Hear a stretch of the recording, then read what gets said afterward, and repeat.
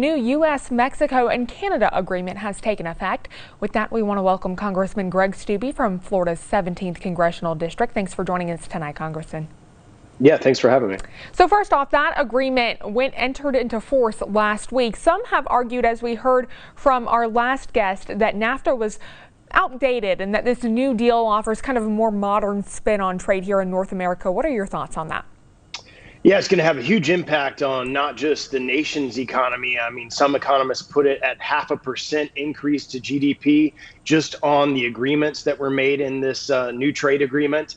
For our agricultural producers, especially in CD17 in my district and the 9 counties that I represent, a huge win for them, especially our dairy farmers.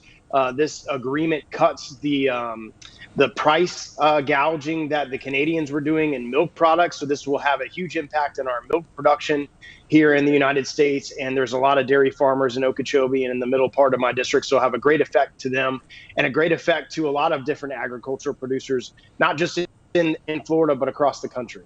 Sure. Yeah. You mentioned your district has some rural areas throughout your district. What have those farmers been saying in regards to either dairy farmers or even agriculture farmers like vegetables? Yeah, so one of the things that we're still working on is the specialty crop issues. Okay. I'm leading a letter from the delegation to Lighthizer about the specialty crops issues, but it's going to be a huge benefit for poultry. There's some poultry farmers up in the northern Florida that's going to allow them to export more products that they haven't been able to export before. Dairy is going to have a huge impact, and we have a lot of dairy here in the state of Florida, especially in my district. And overall, Florida alone had 2.3 million international jobs in 2018. This is going to add to that. So anything we can do, especially during this time with this pandemic, that we can add economically to not just the country, but to Florida's jobs and economy, I think is a great step for our country. Sure. Yeah, you mentioned the pandemic. Has that played into any part in regards to this new agreement by any chance? So this was voted on by the Congress late last year and then approved obviously by the administration and the Senate early this year. So this was all agreed to before the pandemic hit. So I think it's great timing as as this rolls out here in July.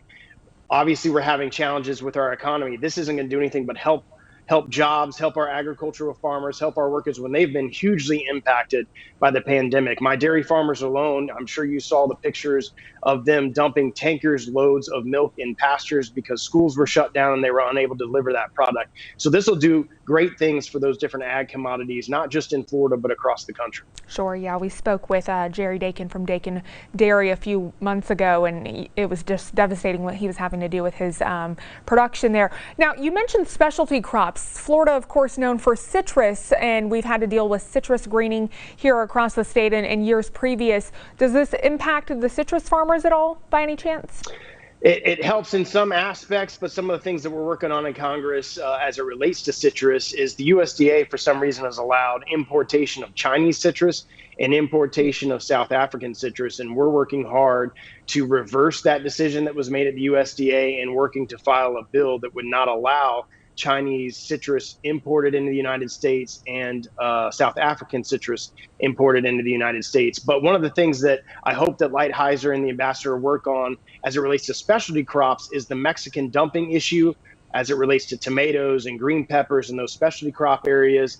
That is an area that this agreement didn't address. That wasn't an improvement from NAFTA. So I'm hopeful that legally our country can address those Mexican dumping issues so that our tomato and specialty crop farmers are also protected. Sure. Well, switching gears a little bit, let's talk a little bit about how this agreement impacts the manufacturing industry here in Florida. Yeah, it's going to be a huge impact for manufacturing because we're now going to be able to export more to both Mexico and Canada. And one of the other things that this agreement does is it cuts a lot of regulations and red tape on our small businesses. And anytime you do that, in the 8 years I was in the state legislature, we cut over 2,000 regulations to small businesses. And all that does is help their production, help their bottom line, and help them produce more products. So that was done in this agreement overall in a national perspective. So our manufacturers are going to have a much better avenue to export products both to Mexico and to Canada. Congressman, last question for you now. Moving forward, what do you expect we'll see as this agreement progresses over the next few months into the new year? Well, I think you're going to see, especially as we start opening up more across the country in these other states that have been shut down, I think you're going to see the economic numbers improve. You saw the unemployment numbers are actually improving as the last week that was released. So I think this is going to continue to improve overall the economic impact that we have overall from the pandemic and help us overcome that, because there's a lot of things in this provision, in this agreement, they're going to help our manufacturers here domestically and help our agricultural commodities here domestically to be able to export some more products to Mexico and Canada.